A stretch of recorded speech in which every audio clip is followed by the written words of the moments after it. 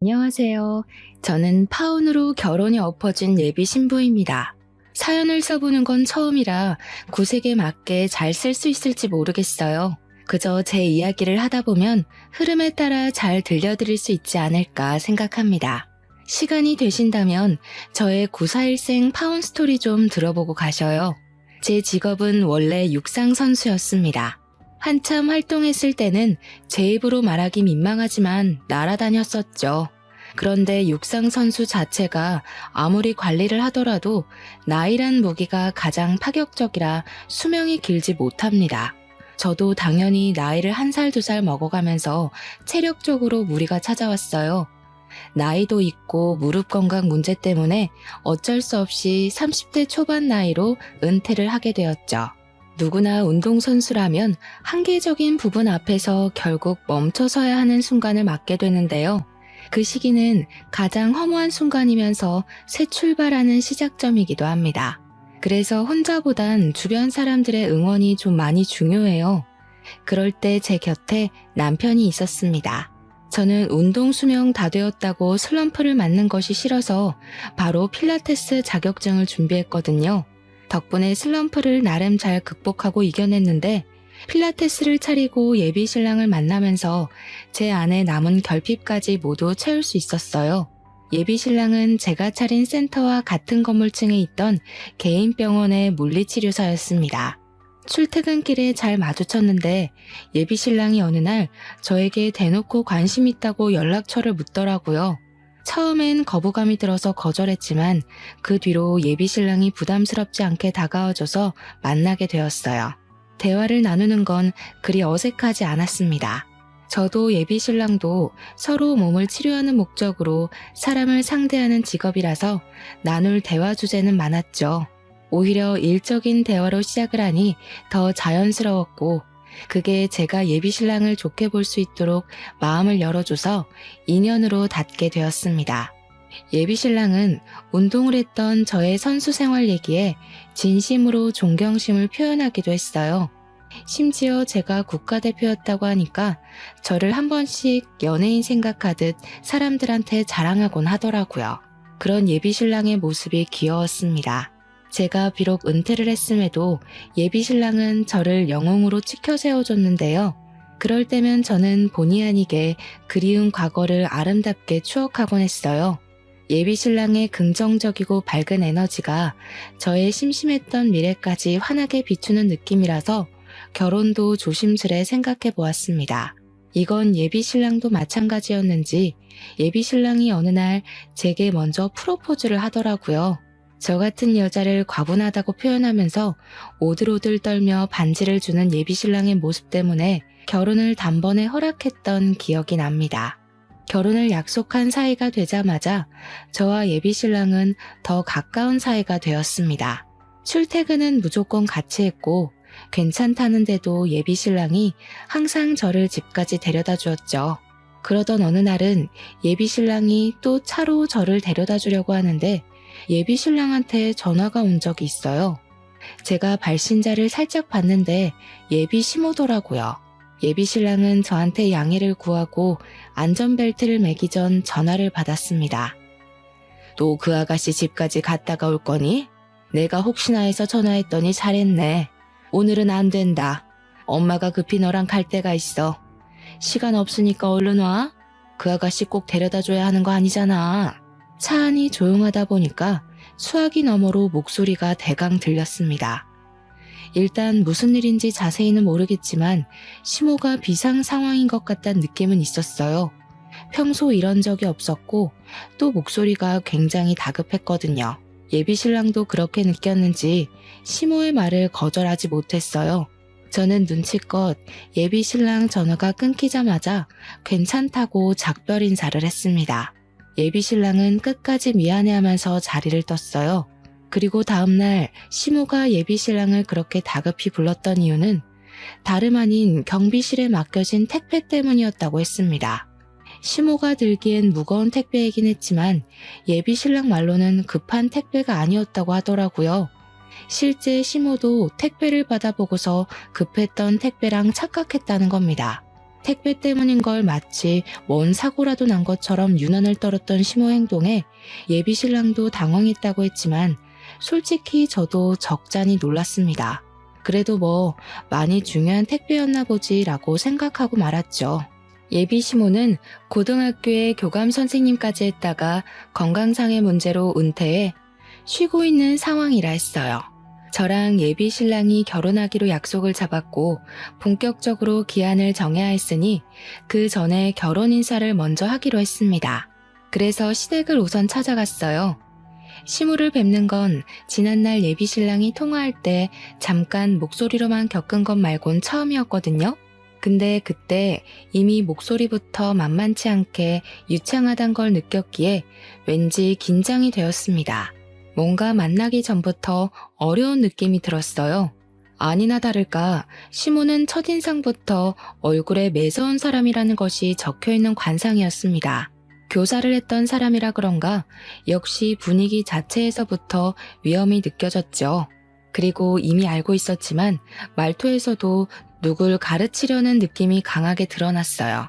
그래서 그런지 시모는 약간 학습력으로 사람을 평가하려는 잣대가 있는 것 같았어요.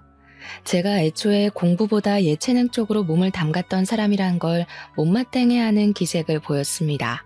어쨌든 아가씨 지금 학력이 고졸까지라는 거네. 왜 그랬을까? 예체능으로 빠져도 대학은 나올 수 있었을 텐데.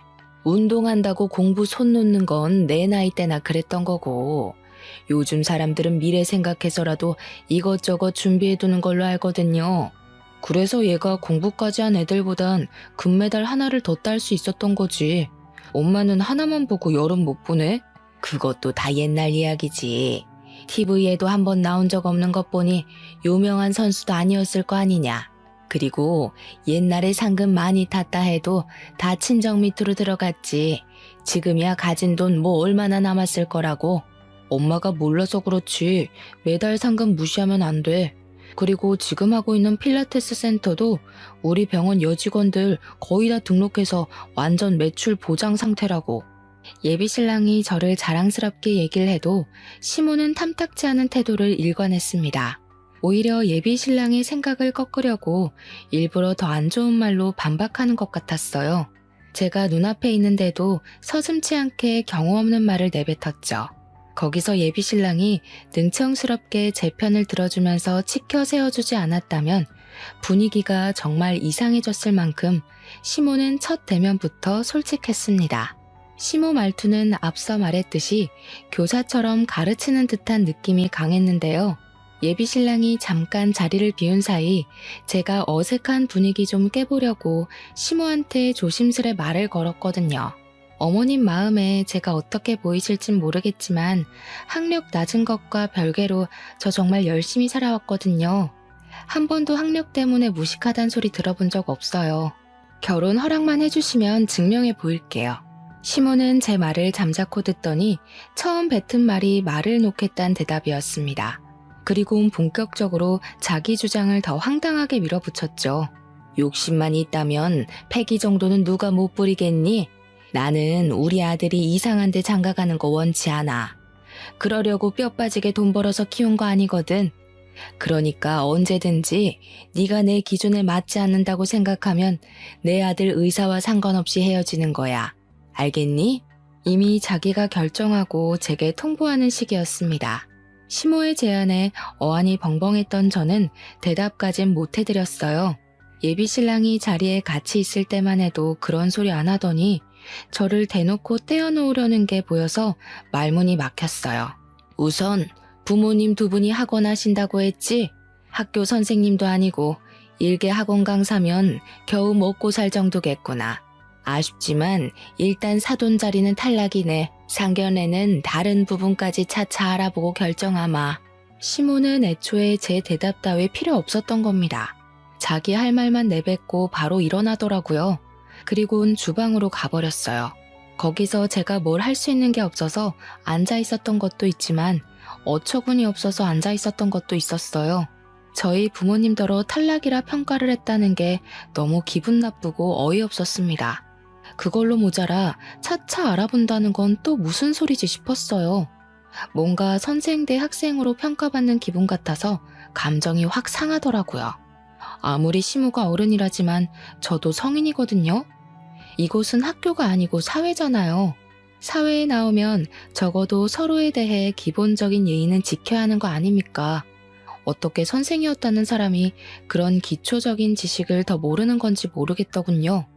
아무튼 그래서 시모는 결혼을 반대한다는 건지 아니라는 건지 애매모호한 느낌만 주었습니다. 그 상태로 예비 시댁을 나왔어요. 시댁을 나오고 제가 표정이 안 좋으니 예비 신랑이 제게 당연히 물어왔습니다. 예비 신랑도 어느 정도 자기 엄마가 제게 예의 없게 굴었다는 걸 알고 있더라고요. 우리 엄마가 좀 까칠하지. 말은 저렇게 해도 마음은 따뜻하신 분이야. 처음부터 기준을 높게 잡아야 허튼 사람 걸러낼 수 있다고 괜히 오버하신 거야. 그러니까 너무 겁내지 마. 아마 당신이 감정적으로 안 나와서 엄청 좋게 보고 계실걸? 이런 것도 칭찬이라고 하는 건지 모르겠더군요.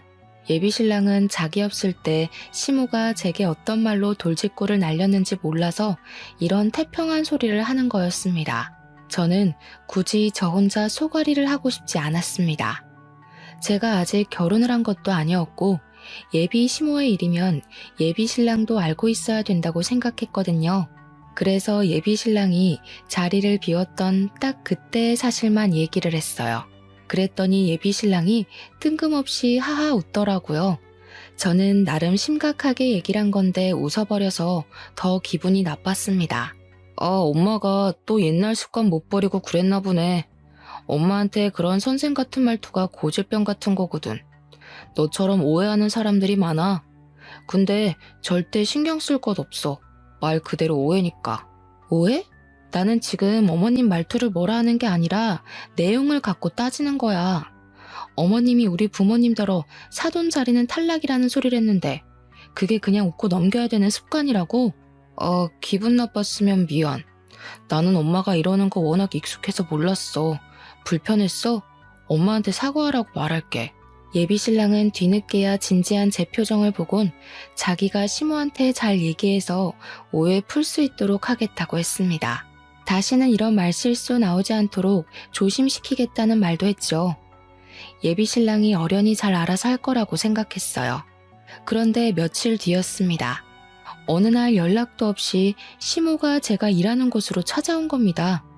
시모랑 안면을 튼 사이인 건 맞지만 그래봤자 결혼 인사 때문에 찾아가서 겨우 한 번 봤던 것이 다였어요. 시모가 이렇게 연락도 없이 제 직장을 들이닥칠 만큼 가까운 사이가 아니란 말씀을 드리려는 겁니다. 그래서 제가 당황해도 무척 당황했죠. 시모가 어떻게 찾아왔을까? 갑자기 왜 찾아왔을까? 그런 걸 급하게 머리 굴려 생각해보면 전부 예비 신랑의 존재가 걸렸어요. 아마 예비 신랑이 결혼 인사 때문에 시모한테 뭔 얘기를 해서 저를 찾아온 게 아닌가 싶은 생각이 뒤늦게 들었습니다. 그나마 가장 사실에 가까운 강력한 추측이었죠. 어머님, 갑자기 어쩐 일로 찾아오셨어요? 어머님 오실 거란 얘기를 따로 들은 게 없어서 전혀 모르고 있었거든요. 모르는 게 당연하지. 내가 말 안 하고 왔으니까. 그냥 내 아들 병원에 물리치료 받으러 왔다가 네가 여기서 센터 한다는 얘기가 생각나서 잠깐 들렸다. 물리치료를 받으러 왔다는 것이 핑계라는 건 저도 나이가 있기 때문에 훤히 보이는 속셈이었습니다. 시모는 굳이 그런 거짓말을 하면서 제 센터가 보고 싶어 찾아온 것 같았어요. 저와 말을 주고받으면서도 노골적으로 제 센터를 쓱 둘러보는 느낌이 있더라고요. 지난번 결혼 인사 갔을 때 다른 건 차차 알아보겠다고 하더니 이런 불시의 점검이 그런 과정 중 하나였지 않나 싶습니다. 한눈에 들어왔을 센터를 눈에 다 담고 난 시모는 그제야 제게 눈길을 두었는데요. 이번엔 저의 차림새를 위아래 훑는 겁니다. 곧 혀를 끌끌 차면서 말씀하셨어요. 결혼할 남자도 있는 여자가 이런 야한 옷을 입고 일을 해? 혹시 일부러 다른 이성들의 시선을 즐기거나 그런 쪽에 취미가 있는 건 아니겠지? 그런 게 아니라면 앞으로도 이런 식으로 일할 거니? 이런 식이라뇨? 누가 들으면 제가 뭐 부정행위라도 하다 걸린 사람인 줄 알겠어요. 어머님, 여기 제 직장이에요. 아무리 그래도 말씀 좀 조심해 주세요. 조심은 너부터 하는 게 좋겠는데? 내 아들이 무려 같은 병원에서 일하고 있는 임직원인 걸 알면서 신부 될 사람이 쫄쫄이 입고 아래층에서 이런 식으로 설쳐대는 거 사람들이 알아봐. 천박하게 보지 않겠니? 말이 너무 대놓고 심한 것이 시모는 저한테는 아예 예의를 차릴 생각이 없어 보였습니다. 그 탓에 주변 회원님들까지 시모 하는 말을 다 듣게 되었는데요. 솔직히 너무 창피했고 자존심이 상했어요. 제가 결혼도 하기 전에 이런 시모를 만나게 생겼다는 걸 광고하는 셈이라 쓸데없이 동정심을 살 것 같기도 했죠. 저는 일단 보는 눈 때문이라도 어쩔 수 없이 시모를 휴게실로 모셨습니다. 어머님이 어떤 기분으로 그런 소리 하셨는지 이해해 줄 수 있는데요. 좀 좁게 충고하실 수도 있는 거 아닌가요? 그래도 겨우 두 번째 보는 거면 초면이나 다름없는데 너무 매너가 없으시네요. 넌 젊은 애가 왜 이렇게 눈치가 없니? 내가 왜 이러는 것 같은지 모르겠어. 눈치라도 있으면 그나마 덜 민망하게 헤어질 수 있으려나 했는데 역시 남들보다 머리 굳은 지가 오래돼서 그런가 보네. 시모가 딱 그 말을 하면서 저를 새초롬하게 째려보는데 저는 그 순간 알아챘어요. 시모는 우리 결혼을 처음부터 반대했다는 것을요. 애초에 제가 운동을 했었다는 이유만으로 저를 며느리로 드릴 생각이 아예 없었다는 것을요. 알아서 나가 떨어져 나가길 바래서 저한테 그리 매너 없게 굴었다고 친히 말씀하시더라고요. 그걸 그제야 눈치챈 저도 어쩌면 미련한 면이 없지 않았다곤 볼 수 없을지도 모르겠네요. 나는 적어도 우리 아들이 같은 병원 일 하는 사람이나 공무원은 되는 사람이랑 결혼하길 바라거든. 요즘 세상에 가방끈이 길고 짧은 건 상관없다고들 하는데 난 교감까지 해봤잖아. 내 눈엔 다 티가 나. 시모가 말하길 저는 겨우 고졸이었고 고등학교 때도 공부보단 운동을 했던 사람이니 저랑 예비신랑은 격이 안 맞는다고 판단하셨습니다. 그래서 어머님이 여기까지 오셔서 하고 싶은 말씀은 뭔데요? 어머님 지금 지난번에 했던 말 또 하고 계세요. 저 그만 무시하시고 바른 대로 말씀해 주세요. 내가 널 또 언제 무시했다고 그러니? 이것 봐. 조금 마음에 안 드는 말 했다고 바로 꽁해져선 못되게 표현하긴 하고 뭐 어차피 길게 볼 사이 아니니 나도 입 아프게 길게 말 안 하마. 이 결혼하지 마라. 시모는 예비신랑이 아직 저를 좋아해서 자기가 자기 아들한테 헤어지라고 말 못하니까 저더러 먼저 이별을 통보하라고 종용하기 시작했어요. 결국 이거였던 거예요.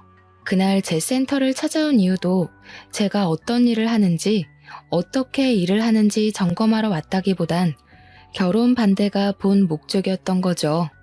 어차피 네가 우리 집에 며느리로 들어오면 지옥일 거야.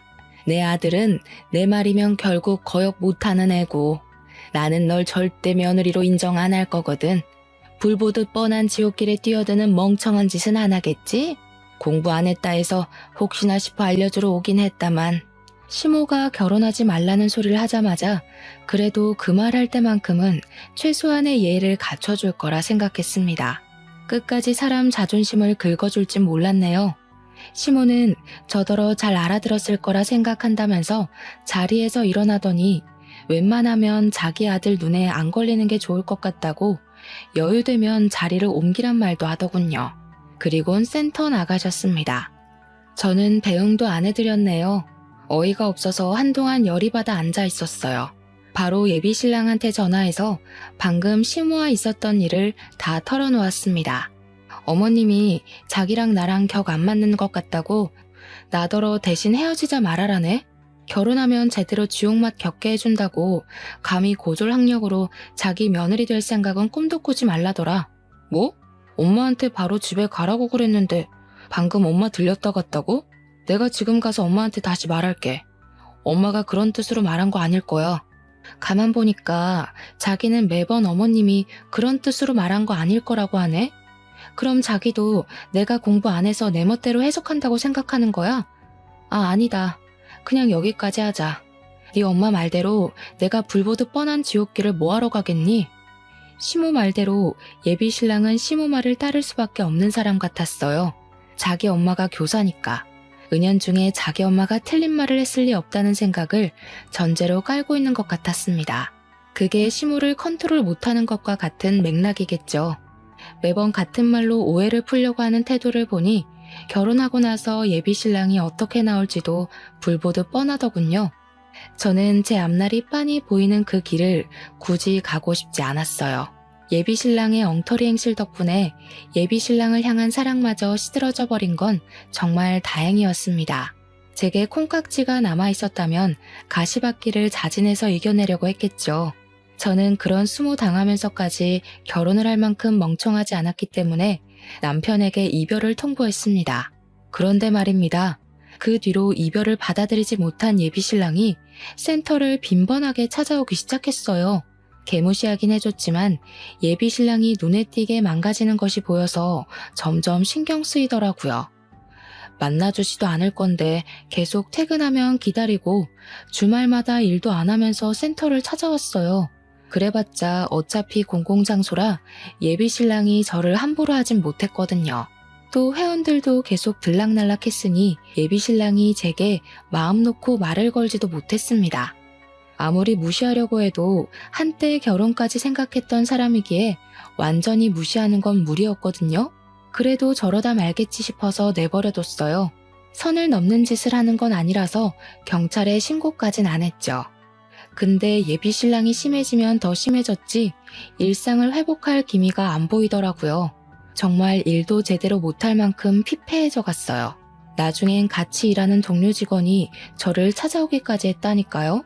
몰래 저를 찾아와서는 예비 신랑한테 한 번만 더 기회 주면 안 되겠냐 대신 부탁하는 거 아니겠습니까? 그때부터 제가 다시 말도 안 되는 고민을 했던 거예요. 원래 한번 고물이 되어버린 건 다시 걷어들이는 게 아닌데 쓸데없이 제 손때 묻은 그 고물에 정이라도 남아있었던 건지 결국 흔들린 거죠. 그런 와중에도 예비 신랑은 제게 매일 전화해왔고 저만 보면 하염없이 울고 그랬어요. 그래서 수천 번 고민 끝에 제가 결국 예비 신랑을 다시 만나버렸네요. 대신 결혼은 보류하고 말이죠. 내가 무슨 일이 있어도 엄마가 너한테 입도 뻥긋 못하게 만들 거야. 네가 나 믿어준 거 절대 실망시키지 않을게. 정말 고마워. 예비 신랑은 저랑 어떻게든 결혼까지 하고 말겠다는 기세를 보였어요. 저는 솔직히 결혼 욕심까진 더 이상 없었거든요.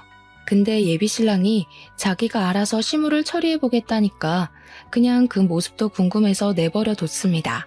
그런데 그걸 아주 화끈하게 보여줄지는 몰랐어요. 예비 신랑이 제게 결의를 보여준 지 한 달이 지났을 때쯤이었는데요. 예비 신랑이 그동안 자기 나름대로 시무한테 반항을 했나 보더라고요. 어느 날은 퇴근하고 집 앞에 갔는데 예비 신랑이랑 시무가 먼저 도착해서 기다리고 있더라고요.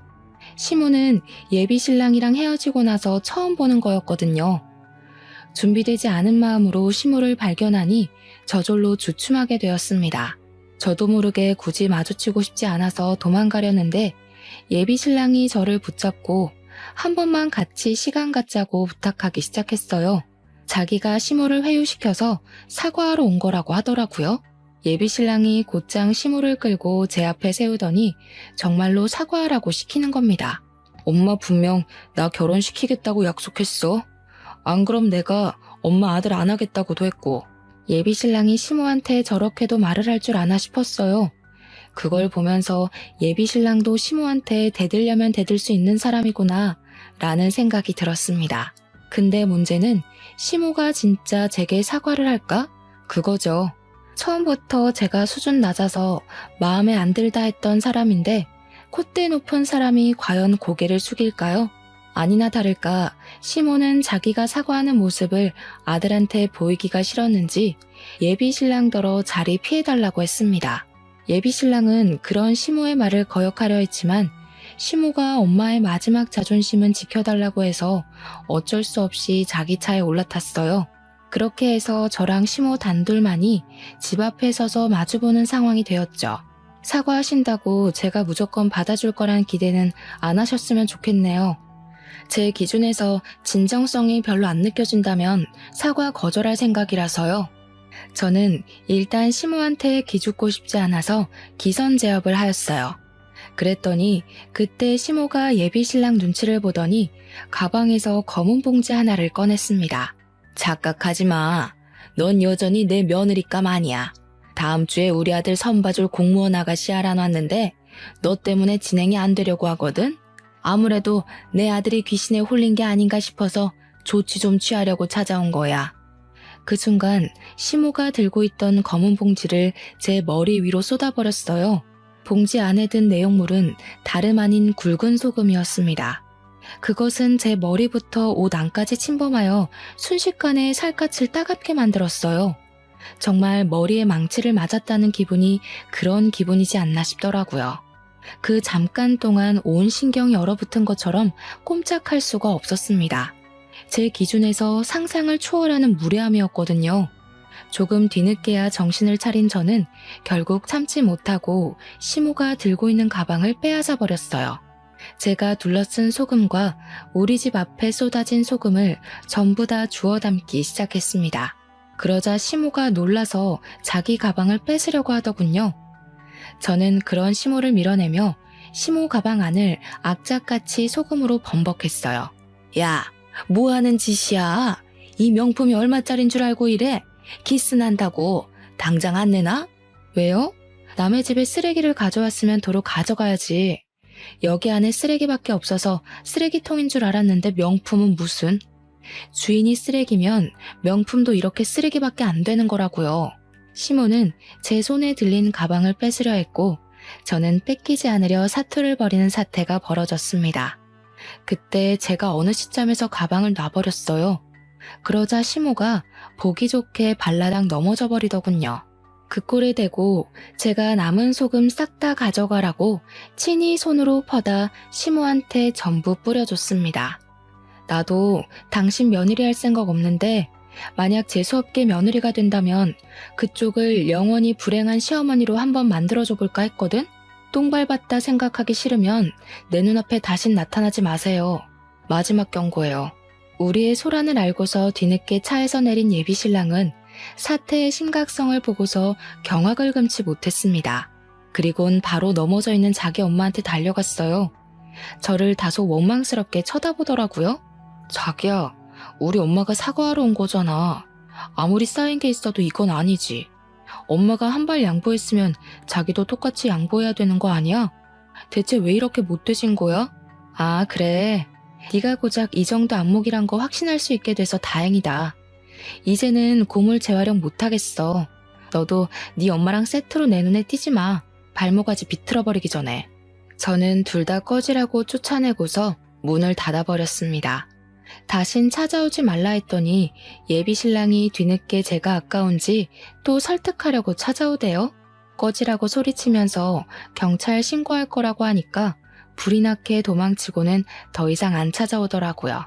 사실 처음 이 결혼이 엎어졌을 때 그대로 마무리를 했다면 그나마 감정만 조금 상한 채로 지나 보냈을 기억이었을 겁니다. 그런데 제가 쓸데없이 게임에 넘어가서 아주 더럽게 엎어진 결혼이 되어버린 거죠.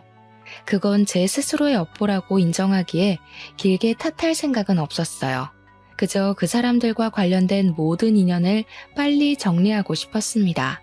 출퇴근하다가 어쩔 수 없이 마주쳐야 할 예비 신랑 얼굴 보기 싫어서 센터도 한 달 안에 문 닫아버렸어요.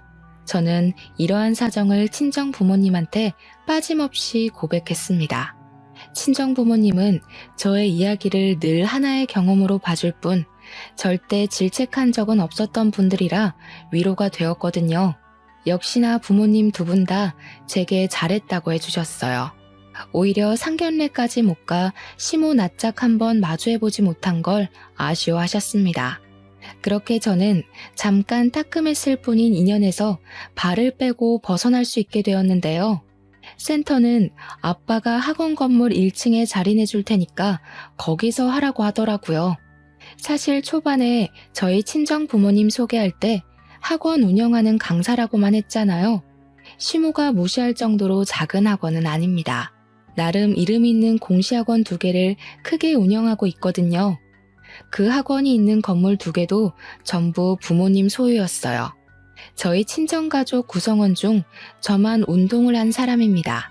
제가 운동에 소질이 있다는 걸 부모님께서 미리 알아보시고 몸을 쓰는 진로로 직업을 가질 수 있게 지원해줬던 거예요. 저 말고 저희 친정 부모님 두 분은 스카이 명문대를 나왔고요. 하나 있는 친오빠는 외국에서 치대생으로 유학 중이었습니다. 저는 예비신랑과 만나는 기간 동안 이 사실을 굳이 예비신랑한테 알리지 않았어요. 가정사를 얘기해도 그저 적당선으로만 거짓말하지 않고 두루뭉술하게 말했을 뿐이었죠. 왜냐면 부모님이 돈 때문에 움직이는 사람을 별로 안 좋아하기 때문이었어요. 키나 사위가 될 사람이면 나중에 재산도 나눠주게 될 텐데 돈독 오른 사람은 거르고 싶다는 것이 가장 중요한 이유였습니다. 그리고 또 강약약강의 사람들도 안 좋아했는데요. 부모님은 저희 집안이 상대적으로 상대 집안보다 못나 보일 경우 상대 집안에서 어떤 태도로 나오는지를 중요하게 생각하셨습니다. 그때만 해도 제가 예비신랑을 한참 사랑했을 때라서 예비신랑은 강약약강인 집안에서 자란 게 아닐 거다 호언장담했었거든요. 그런데 결혼 인사 가자마자 학력 때문에 제가 개무시를 당했잖아요. 그때 부모님의 낯을 보기가 얼마나 민망했는지 몰라요. 시댁에서 저를 반대하는 이유가 고졸 때문과 운동 경력 때문이란 걸 얘기하는 것도 뻘쭘했습니다. 어쨌든 저는 부모님 학원 건물에서 새로 일을 시작해 좋은 성과를 이루었어요. 한 달 만에 그간 일했던 모든 월 매출에서 최고액을 달성했죠. 병원에서 일했을 때보다 무려 1.5배 높은 성장률이었어요. 학원가라서 학생들의 공부를 방해하는 건 아닌가 걱정했는데 오히려 공시생들에게 운동이 중요한 생활 리듬으로 작용하더라고요. 그래서 뜻하지 않게 인기가 대폭발해버렸습니다. 지난날의 과오는 생각도 안 날 만큼 빠듯한 하루를 보냈어요.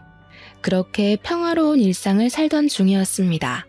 아무 생각 없이 휴대폰을 봤는데 제가 예비신랑을 차단 안 해놨더라고요. 그래서 우연히 예비신랑 프로필을 보게 되었어요. 근데 결혼하는가 보대요? 공무원 여자랑 선본다더니 잘된 건지 웨딩 사진이 프로필로 올라와 있었습니다. 그걸 보면서 역시 사람은 다 제 짝이 있는 거구나 그런 생각이 들더라고요. 제게는 어렵기만 했던 그 남자와의 결혼이 어떤 여자한테는 겨우 몇 개월 만에 결혼까지 직행했을 만큼 수월했다는 의미잖아요. 예비신랑과 결혼을 못해서 아쉽다는 말을 하는 게 아니라 그저 사람은 저마다 묶인 인연이 따로 있는 것 같다는 걸 느꼈다는 것 정도예요. 그런데 생각해보면 말입니다. 세상에 이루어질 수밖에 없는 운명적인 인연이 있다면 그 반대도 있다는 소리잖아요. 참 끈질긴 앙숙의 인연도 분명 존재하지 않겠습니까? 제가 아마 예비신랑과 운명이 아닌 앙숙의 연으로 묶여진 관계가 아닌가 싶었어요. 그렇게 느낀 이유는 당연히 그 집안 사람을 또다시 마주치게 되면서였습니다. 한참 평소와 같은 일상을 보내고 있을 무렵이었어요. 대낮이었고 곧 점심시간이라서 건물 내부에 점차 사람들의 유입이 많아지고 있을 때였죠.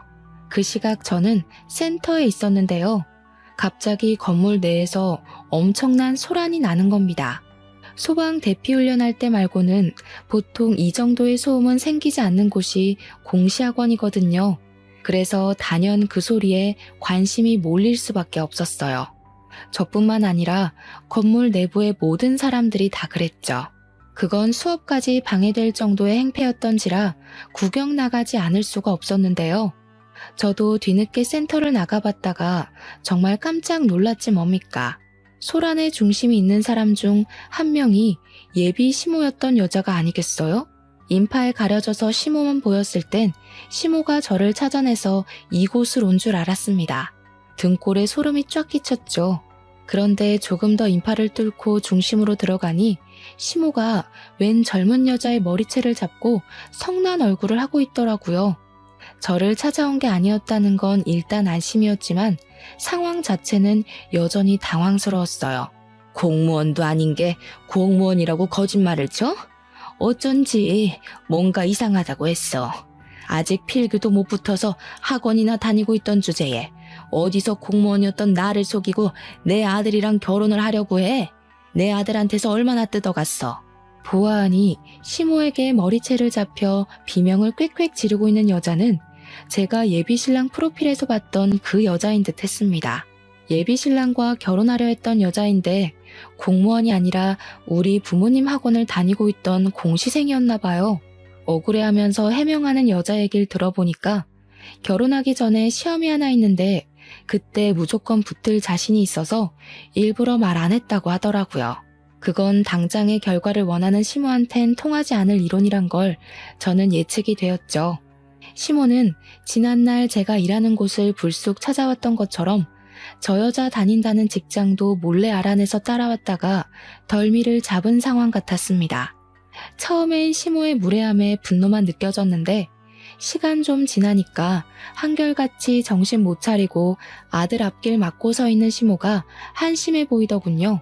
저는 그런 시모를 향해서 무의식적으로 혀를 끌끌 차버렸어요. 그 순간 약속이라도 한 듯 시모와 눈이 정통으로 마주쳤죠. 시모가 겨우 3번밖에 안 본 저를 알아보더라고요. 제게 곧장 삿대질하면서 이젠 저를 공격하는 거 아니겠습니까? 아, 너도 여기 다니고 있었니? 이제서야 공부가 아니면 살 길이 없다는 걸 알았나 보지? 보니까 여기가 아주 천박한 인간들 소굴인가 보네. 솔직히 공무원 공부는 1년이면 되는데 여기서 1년 이상 붙어있는 꼴통들 많을 거다. 이럴 시간에 다른 데로 머리 굴려. 지금 남의 업장에 와서 뭐 하시는 거예요? 예나 지금이나 무례하신 건 여전하네요. 젊은 사람들 괴롭힐 힘도 많고 너무 쌩쌩하신 거 아니에요? 할 짓이 없어서 힘이 남아도는 건가? 이것 봐. 배운 게 없으니까 싹수가 아주 바가지잖아. 너는 이미 늙을 대로 늙어서 지금 공부해봤자 그 성질머리 못 고쳐. 타고난 똥통머리를 무슨 수로 고치겠니? 네 부모가 너를 이 모양 이 꼴로 내버려 둔 걸 원망해라. 시모가 제 머리를 자꾸 손가락으로 밀어버리기까지 하길래 저도 참지 않고 시모의 팔을 내쳤습니다. 그래도 보는 눈이 너무 많아서 감히 어른에게 먼저 손찌검을 못하고 있었는데요. 그때 엄마가 나타나서 시모의 뺨을 사정없이 후려쳤어요. 저희 엄마야 그 건물의 주인이었고 그 학원의 원장이었으니 얼굴 모르는 사람이 없었는데 그런 과감한 행동을 해버려서 저뿐만 아니라 다들 놀란 상황이었습니다. 아, 우리 딸 시모 될 뻔했다던 분이신가 보네요. 그때 우리 딸한테 소금 부었다고 들었는데 꼭 한번 뵙고 싶었거든요. 제가 바빠서 뒷조사할 시간이 없어서 이제야 인사드려요. 저는 미처 소금을 준비 못해서요. 똑같이 따끔거릴 테니까 쌤쌤으로 하죠. 뭐야? 딸? 당신이 이 아가씨 부모야? 어쩐지 밑도 끝도 없이 천박하게 손부터 올린다 했다. 부모가 이 모양이니 자식 새끼도 개념 없는 짓 하고 다니지. 보나마나 그쪽도 어디 중졸이나 고졸이죠? 아, 국민학교로 끝인가? 시모는 얻어맞고도 뭐가 그리 당당한지 우리 엄마 앞에서 하하호호 열심히도 비웃고 있었습니다. 그런데 앞서 말씀드렸다시피 건물 이용자 중에서 우리 엄마를 모르는 사람들은 거의 없어서 다들 시모가 하는 말에 오히려 더 수군거릴 뿐이었어요. 스스로 조롱거리를 자처하고 있는 시모를 보면서 저도 웃음이 나오더군요. 네, 잘 물으셨네요. 당신이 일개 학원 강사라고 무시했던 여기 학원 원장입니다. 그쪽 어떻게 생겨먹었나 상견례 못해서 많이 아쉬웠어요. 근데 남의 건물에서 이렇게 꼴불견으로 나타날 줄은 몰랐습니다. 시모는 우리 부모님 학원 규모를 얼마 정도로 생각했는진 모르겠는데 일단 눈으로만 훑어도 학원 크기가 소규모는 아니니 좀 당황하는 눈치였어요. 그걸 엄마도 아는 건지 대답 못하고 있는 시모에게 마지막 한 방을 먹여버리시더라고요. 참, 고맙다는 인사 꼭 드리고 싶었어요. 하마터면 우리가 건물 하나 날릴 뻔했잖아요. 저희가 딸 결혼하면 선물로 건물 명의 넘기려 했거든요. 그런데 사위될 집구석이 영 개판이란 걸 결혼시키기 전에 보여주셨으니 저희한텐 은인이나 다름없으십니다. 뭐라고요? 건물? 지금 이 건물이 그쪽 거라도 된다는 말이에요? 사람을 놀리는 것도 정도가 있지 건물주는 뭐 아무나 하는 줄 알아요? 아무나 못하죠. 그러니까 그쪽은 겨우 교감선생 자격 하나 달았었다고 기세등등해서 까불고 다니는 것밖에 못하는 거예요. 여기 학생들 보고 꼴통이라 소리칠 시간에 그쪽 마인드가 똥통은 아닌지 꼭 돌아보셨으면 하네요. 고작 공무원 며느리 하나 얻겠다고 건물주 며느리를 놓쳤다는 사실을 뒤늦게 자각한 시모는 끝내 사색이 되어버렸습니다. 그리곤 이제 왜 저더러 그 중요한 사실을 숨겼냐고 원망하길래 엄마가 결국 경찰에 신고해버렸어요. 시모는 경비원과 경찰에 의해서 그대로 건물에서 쫓겨났습니다. 그리곤 그 이후 시모가 뻔뻔하게도 예비 신랑을 데리고 우리 집을 몇 번 찾아오더라고요. 초면에도 들려준 적 없던 상냥한 목소리로 계속 얘기 한번 나누자고 조르는 거 아니겠습니까? 이미 미련 따위 없던 저는 마냥 귀찮아서 결국 이사를 가버렸어요. 그랬더니 시모가 이젠 부모님 건물로 찾아오기 시작하더라고요. 구질구질하게 왜 이러세요? 안 어울리니까 제발 하던 대로 하고 사세요. 이제 와서 높은 콧대 깎는다고 뭐가 달라지겠어요? 교감 아줌마는 건물주 며느리까지 품을 그릇이 안 되는 사람인 거예요. 그러니까 자존심에 딱 맞는 공무원 아가씨나 더 발굴하러 다니시라고요. 저는 바로 경찰한테 신고해서 접근 금지 신청을 때려버렸습니다. 돈으로 혼을 내줘야 정신을 차리니 그것 또한 문제인 사람들이더군요. 어쩌다가 그런 똥을 밟아버렸는지 모르겠지만 다행히도 이래저래 잘 털어냈네요. 그 사람들도 물론 앞으로 새로운 사돈 집안을 또다시 만나게 될 수도 있겠죠. 제발 대접받고 싶으면 먼저 대접하길 바란다고 얘기해주고 싶습니다. 제 이야기 잘 들어주셨나요? 저도 사연을 올릴 수 있는 경험해봐서 뜻깊은 시간이었습니다. 이 시간 즐거웠고 들어주신 청취자분들께 진심으로 감사 인사드립니다.